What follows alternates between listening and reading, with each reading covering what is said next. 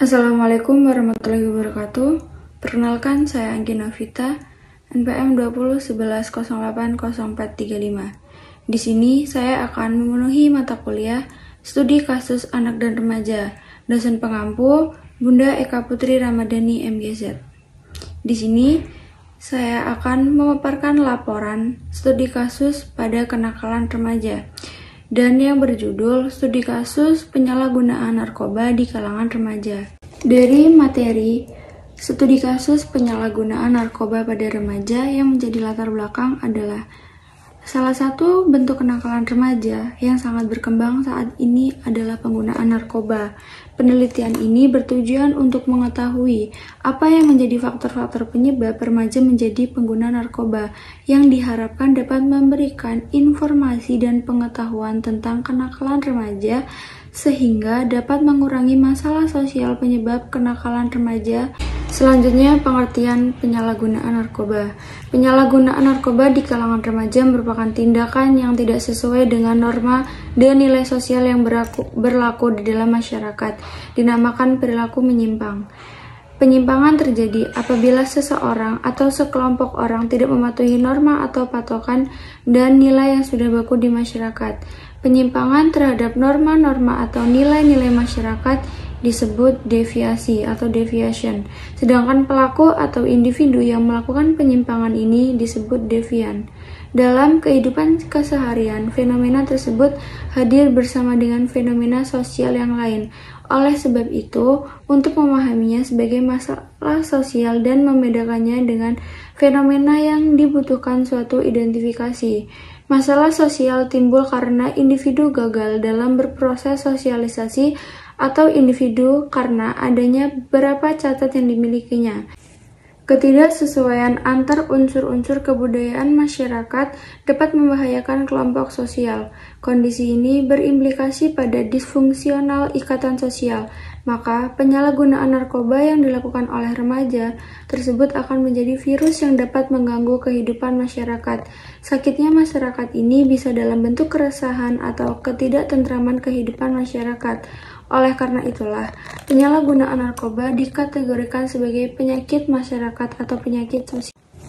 Dalam teori penyimpangan sosial, kejahatan narkoba termasuk dalam tipe kejahatan tanpa korban atau crime without victim. Kejahatan tidak menimbulkan penderitaan pada korban secara langsung akibat tindak pidana yang dilakukan. Penyimpangan sosial yang salah satunya yaitu penyalahgunaan narkoba ini banyak terjadi pada kaum remaja karena perkembangan emosional mereka yang belum stabil dan cenderung ingin mencoba serta adanya rasa keinginan yang besar terhadap suatu hal. Perilaku penyimpangan yang dilakukan oleh kaum remaja atau kaum muda disebabkan karena ingin membuktikan keberaniannya dalam melakukan tindakan berbahaya dan ingin menunjukkan tindakan menentang terhadap orang tua atau otoriter. Yang ketiga, ingin melepaskan diri dari kesepian dan memperoleh pengalaman emosional. Yang keempat, ingin mencari dan menemukan arti hidup dan ingin mengisi kekosongan dan kebosanan. Selanjutnya, ingin menghilangkan kegelisahan dan solidaritas di antara kawan. Terlebih dahulu, saya akan membahas pengertian remaja. Remaja didefinisikan sebagai peralihan dari masa anak-anak ke masa dewasa, sedangkan batasan usia remaja menurut WHO adalah 12 sampai 24 tahun. Namun jika pada usia remaja telah menikah, maka tergolong dalam remaja, sedangkan dalam ilmu psikologi, rentang usia remaja dibagi menjadi 3. Remaja awal 10-13 tahun, remaja pertengahan 14-16 tahun, dan remaja akhir 17-19 tahun. Lembaga Pengadilan Amerika merumuskan bahwa orang yang sering melakukan juvenile delinquent atau kenakalan remaja kira-kira berumur 15-18 tahun. Untuk menggambarkan umur kita ini sering menggunakan istilah remaja. Maka dari itu pendapat-pendapat para ahli dapat disimpulkan bahwa batasan usia remaja adalah mereka yang berusia 12-22 tahun. Sehingga yang dikatakan remaja adalah manusia pada usia tertentu secara dinamik, sehingga dalam usia tersebut remaja banyak dihadapkan oleh masalah yang timbul baik berasal dari dirinya maupun dari lingkungannya. Menghadapi masalah yang terjadi pada dirinya sangat dipengaruhi oleh banyak faktor yang antara lain tingkat pendidikan dari remaja itu. Bagi remaja berpendidikan adalah berpola pikir luas, maka dia akan menghadapi masalah dengan mengambil langkah-langkah yang kiranya perlu dilakukan untuk mengatasi masalah yang dihadapinya. Tapi bagi remaja yang tidak berpikir luas, sering mengalami jalan buntu untuk jalan keluarnya dalam menghadapi masalah, akan cenderung mencari jalan pelarian yang dianggap mereka dapat mengurangi masalah tersebut, walau untuk sementara, seperti memakai narkoba. Selanjutnya akan saya jelaskan tentang pengertian narkoba. Narkotika berasal dari bahasa Yunani, dari kata narke dan berarti beku, lumpuh, dan dungu. Peristilahan yang banyak digunakan untuk menyebut narkoba adalah nabza, naza, dan madat. Menurut pengaruh penggunaannya, efek akibat kelebihan dosis atau overdosis dan gejala bebasnya pengaruhan dan kalangan-kalangan medis, obat-obatan yang sering disalahgunakan, zat atau obat sintetis juga dipakai oleh para dokter untuk terapi bagi pecandu narkoba. Dan narkoba itu sendiri dibagi menjadi 3 golongan atau 3 kelompok. Yang pertama adalah narkotika golongan 1, adalah narkotika yang paling berbahaya. Daya adiktifnya sangat tinggi. Golongan ini digunakan untuk penelitian dan ilmu pengetahuan. Contoh, ganja, heroin, kokain, morfin, dan opium. Yang kedua, narkotika golongan 2 adalah narkotika yang memiliki daya adiktif kuat tetapi bermanfaat untuk pengobatan dan penelitian. Contohnya, petidin, benzetidin, dan betametadol. Yang ketiga, narkotika golongan 3 adalah narkotika yang memiliki daya adiktif ringan tetapi bermanfaat untuk pengobatan dan penelitian. Contohnya, kodein dan turunannya. Selanjutnya, pengertian penyalahgunaan narkoba adalah kondisi yang dikatakan sebagai suatu gangguan jiwa, sehingga pengguna atau penderita tidak mampu memfungsikan diri secara wajar dalam masyarakat. Penyalahgunaan narkoba adalah salah satu perilaku menyimpang yang banyak terjadi dalam masyarakat saat ini. Bentuk-bentuk penyalahgunaan narkoba seperti mengkonsumsi dengan dosis berlebihan, memperjualbelikan tanpa izin, serta melanggar aturan yang ditetapkan dalam undang-undang.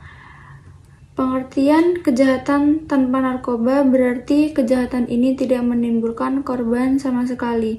Penyalahgunaan narkoba.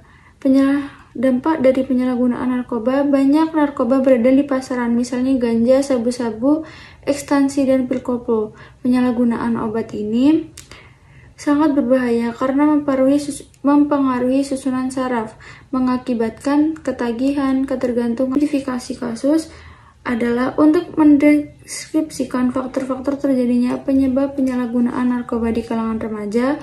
Untuk mengetahui apa yang menjadi penyebab remaja mengonsumsi narkoba. Yang ketiga, untuk mengetahui apa saja dampak negatif setelah mengonsumsi narkoba. Sasaran studi kasus saya adalah individu yang menunjukkan gejala atau masalah yang serius sehingga memerlukan bantuan yang serius pula. Yang dipilih biasanya yang menjadi sasaran bagi suatu studi kasus adalah klien yang menjadi masalah. Jadi seseorang membutuhkan bantuan untuk menyelesaikan masalahnya atau menyesuaikan diri dengan baik. Adapun yang menjadi sasaran pada studi kasus ini adalah seorang remaja yang mengonsumsi narkoba atau penyalahgunaan narkoba, yang mana fokus utama pada studi kasus ini adalah pembahasan tentang tema, isu, implikasi yang ada pada penyalahgunaan narkoba.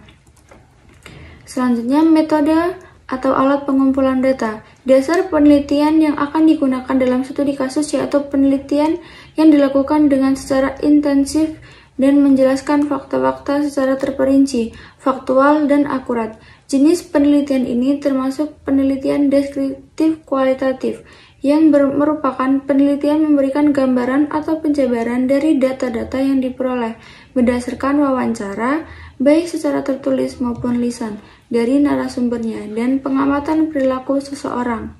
Teknik dan alat pengumpulan data, yaitu observasi, wawancara, dan dokumentasi. Observasi metode ini menuntut adanya pengamatan dari si peneliti baik secara langsung maupun tidak langsung. Wawancara yang digunakan untuk menemukan permasalahan yang harus diteliti. Dokumentasi untuk mengambil foto atau gambar sebagai pendukung data berkaitan dengan permasalahan agar jelas terlihat dalam penelitian tersebut. Selanjutnya, bab 2 pelaksanaan analisis. Berdasarkan penelitian, dapat dianalisis bahwa remaja banyak mengonsumsi jenis narkoba yang dikonsumsi tergolong narkotika golongan 1, yaitu ganja. Ganja memberikan efek 12, euforia, santai, keringanan, stres, dan rasa sakit. Nafsu makan bertambah. Tempat remaja untuk mengonsumsi narkoba biasanya di kebun-kebun belakang rumah penduduk dikarenakan faktor keamanan dan kenyamanan. Remaja mengonsumsi narkoba selalu bersama-sama dengan teman. Sesama pengguna narkoba juga dengan tujuan bisa bersama-sama membeli dan mengonsumsi dengan rutinitas yang dilakukan para pengguna narkoba, sehingga membuat mereka tetap kompak dalam hal informasi karena sudah berbentuk suatu kontak emosional yang cukup kuat antara sesama pengguna narkoba. Faktor penyebab remaja mengonsumsi narkoba sejak duduk di bangku SD, SMP, dan SMA adalah dikarenakan tersedianya narkoba di lingkungan dan dalam pengamatan bahwa narkoba tersebut mudah diperoleh sehingga dengan kondisi psikologis remaja yang sangat mudah terpengaruh akan membentuk remaja yang akrab dengan penyalahgunaan narkoba. Faktor internal keluarga yang mempunyai sejarah sebagai pengkonsumsi narkoba menjadikan remaja sangat dekat dengan narkoba dan cara penggunaannya, sehingga remaja pada dasarnya memiliki sifat tidak dapat mengendalikan kontrol dirinya, maka remaja sangat mudah terjerumus ke dalam penyalahgunaan narkoba. Faktor individu yang berorientasi terhadap penghargaan diri dari teman-teman sebaya menyebabkan remaja menjadikan narkoba sebagai alat untuk mewujudkan peningkatan harga diri di lingkungannya. Faktor kurangnya pemahaman keluarga dan masyarakat akan dampak narkoba terhadap generasi bangsa menyebabkan sebuah pemahaman bahwa penggunaan narkoba adalah suatu hal yang tidak berbahaya. Selanjutnya, diagnosis. Diagnosis merupakan langkah penetapan masalah yang dialami oleh subjek kasus berdasarkan hasil pengamatan dan wawancara yang diperoleh dari hasil identifikasi sebelumnya. Maka dapat disimpulkan bahwa yang menjadi faktor penyebab remaja mengonsumsi narkoba adalah faktor internal. Faktor yang berasal dari subjek kasus yaitu narkoba di lingkungan dan pengamatan bahwa narkoba tersebut mudah diperoleh dari kejadian tersebut biasanya terjadi di dalam rumah dan di lingkungan sekitar rumah, dan kurangnya pendidikan agama dan kurangnya keteladanan yang baik di keluarga dan lingkungannya. Faktor internal dari keluarga remaja yang mempunyai sejarah sebagai pengkonsumsi narkoba menjadikan remaja sudah mengenal narkoba sejak kecil. Selanjutnya, prognosis. Setelah mengetahui faktor-faktor penyebabnya, maka direncanakanlah alternatif bantuan yang akan diberikan kepada subjek kasus secara bertahap dan berlanjut untuk mengatasi masalah kecanduan narkoba dan penyalahgunaan narkoba pada remaja. Untuk mengatasi masalah subjek kasus, penelitian menggunakan pendekatan konseling terapi behavior. Terapi behavior adalah penerapan aneka ragam teknik dan prosedur yang berakar pada berbagai teori tentang belajar. Corey mengatakan penetapan yang sistematis prinsip-prinsip belajar pada perubahan tingkah laku ke arah cara-cara yang lebih adaptif. Selanjutnya adalah treatment. Setelah peneliti merencanakan bentuk alternatif bantuan yang akan diberikan oleh subjek kasus, maka dilaksanakan alternatif bantuan tersebut dengan tindakan sebagai berikut. Pelaksanaannya dapat dilakukan bagi orang yang mengalami kecanduan narkoba, layanan bantuan dengan menggunakan beragam pendekatan konseling dan memperdayakan klien terhadap lingkungan sosial agar segera menjadi anggota masyarakat yang normal. Yang pertama, konseling individual ini, konselor membantu klien secara individual dengan mengutamakan hubungan emosional, sehingga besar kepercayaan klien terhadap konselor. Kedua, bimbingan kelompok. Pada layanan ini, konselor memberikan kesempatan kepada klien untuk berpartisipasi dan memberikan ceramah dan diskusi dengan berbagai masyarakat. Klien diharapkan mengalami peningkatan dalam hal kepercayaan diri untuk hidup normal sehingga menjadi orang yang berguna. Yang ketiga, konseling keluarga. Dukungan dari keluarga terdekat sangat penting bagi pemulihan klien narkoba. Ketiga layanan di atas adalah layanan yang perlu diterapkan kepada anak yang memiliki risiko terutama pecandu narkoba kategori kasus berat. Selain itu, kolaborasi dan kontribusi antar guru, keluarga, dan masyarakat sangat diperlukan untuk membantu menangani siswa yang memiliki kasus berat seperti narkoba. Selanjutnya, follow up.